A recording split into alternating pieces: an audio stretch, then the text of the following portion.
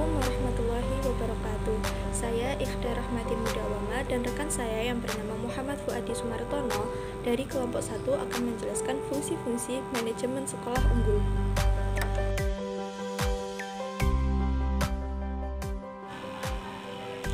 Kita tahu bahwa manajemen dibutuhkan oleh sekolah untuk meningkatkan taraf mutu pendidikan dan juga untuk menghasilkan keluaran sekolah yang berkualitas. Oleh karena itu, manajemen memiliki beberapa fungsi yang berkaitan dengan kepentingan tersebut. Merujuk pada pendapat Winardi, fungsi dari manajemen sekolah unggul terbagi menjadi 4 fungsi. Yang pertama yaitu fungsi perencanaan, yang kedua fungsi pengorganisasian, yang ketiga fungsi penggerakan, dan yang terakhir adalah fungsi pengawasan atau penilaian. Fungsi yang pertama yaitu perencanaan. Perencanaan di sini adalah serangkaian kegiatan yang berisi mengenai pembahasan untuk menentukan tujuan dari sekolah atau tujuan yang ingin dicapai oleh sekolah dan bagaimana cara untuk mencapai tujuan tersebut. Nah, perencanaan di sini penting untuk dilakukan. Kenapa? Karena perencanaan bertujuan untuk meminimalisir pemborosan, mengurangi ketidakpastian, memberikan pengarahan, dan juga untuk menetapkan tujuan standar. Perlu diketahui bahwa perencanaan di sini memiliki karakteristik.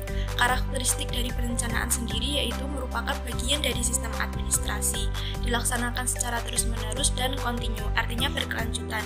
Jadi, perencanaan ini tidak bisa dilakukan hanya satu kali, karena perencanaan yang baik akan dilakukan secara terus-menerus. Kemudian berorientasi pada masa depan. Lalu mampu menyelesaikan masalah. Jadi, perencanaan yang direncanakan ini mampu untuk menyelesaikan masalah dan tantangan yang sedang dihadapi. Kemudian mempunyai tujuan, dan yang terakhir bersifat mampu kelola. Perencanaan terbagi ke dalam beberapa tipe.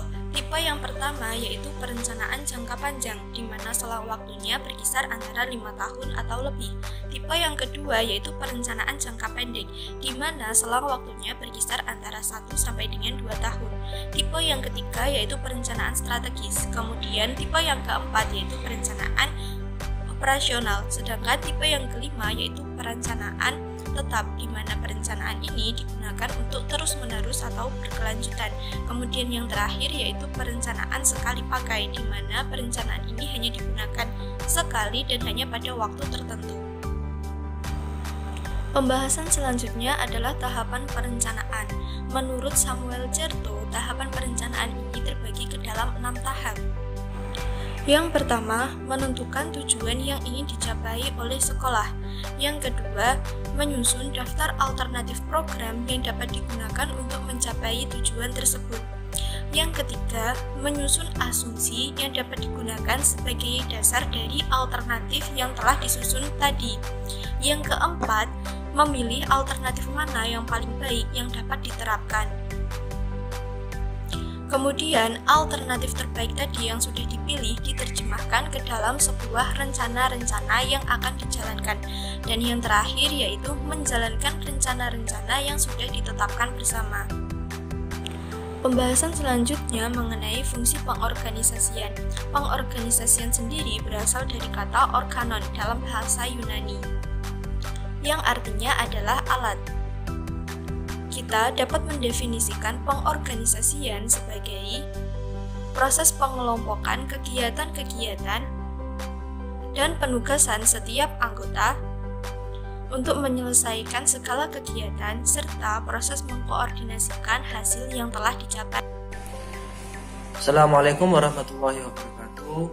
Oke, di sini saya Muhammad Fuadi Sumartono dengan NIM 9321052218 akan melanjutkan presentasi dari kelompok pertama.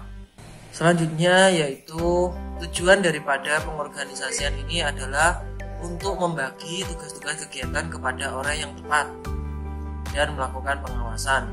Dari orang tepat ini adalah orang yang dipandang mampu untuk melaksanakan tugas-tugas tersebut.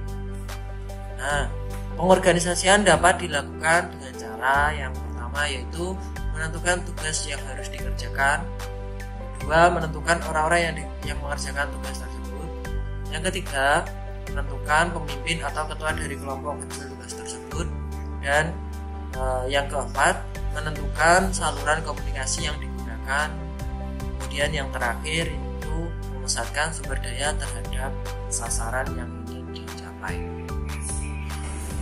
Selanjutnya poin yang ketiga yaitu fungsi penggerakan. Maksudnya apa? Fungsi penggerakan ini adalah suatu proses menggerakkan atau memulai tindakan untuk melaksanakan apa yang sudah direncanakan. Jadi seorang pemimpin ataupun manajer memberikan dorongan agar para bawahannya memulai ataupun mengerjakan apa yang sudah menjadi tugasnya tersebut. Nah, subfungsi penggerakan ini terdapat 3 poin. Yang pertama, motivating atau memotivasi, yang kedua pembimbingan, dan yang ketiga pengarahan. Oke, lanjut. Fungsi penggerakan ini memiliki beberapa faktor-faktor yang mempengaruhi keberhasilan fungsi penggerakan itu sendiri. Yang pertama, memperlakukan manusia dengan sebaik-baiknya. Yang kedua, mendorong pertumbuhan dan perkembangan manusia. Yang ketiga, menanamkan pada manusia keinginan untuk melebihi. Maksudnya apa? Jadi di dalam melaksanakan tugas-tugas suatu organisasi, manusia tersebut bisa lebih totalitas ataupun maksimal di dalam menjalankan tugasnya. Yang selanjutnya yaitu menghargai hasil pekerjaan yang baik dan sempurna.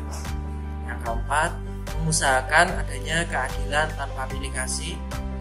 Jadi sangat penting dimiliki bagi seorang pemimpin untuk bersikap adil agar tidak mempengaruhi kinerja bawahannya. Kemudian memberikan kesempatan yang tepat dan bantuan yang cukup. Jadi apabila bawahannya dipandang mampu, maka sudah seharusnya seorang pemimpin memberikan kesempatan baginya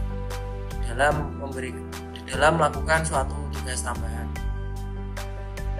Nah, yang terakhir yaitu memberikan dorongan untuk mengembangkan potensi diri. Selanjutnya yaitu fungsi pengawasan atau penilaian. Maksudnya apa ini? Yaitu proses pengamatan atau pemantauan terhadap pelaksanaan kegiatan untuk menjamin pekerjaan yang sedang dilakukan agar berjalan sesuai dengan yang direncanakan. Nah, fungsi pengawasan ini memiliki sasaran untuk mengawasi hal-hal tersebut. Di sana terdapat 6 poin. Yang pertama yaitu kebijakan dan strategi yang telah ditetapkan. Yang kedua, anggaran yang tersedia. Apakah anggaran ini dinilai sudah pas, sudah cukup, ataukah kurang, atau bahkan lebih. Nah, itu menjadi sasaran pengawasan. Yang ketiga, para anggota organisasi berorientasi pada berlangsungnya organisasi dan kemajuan organisasi.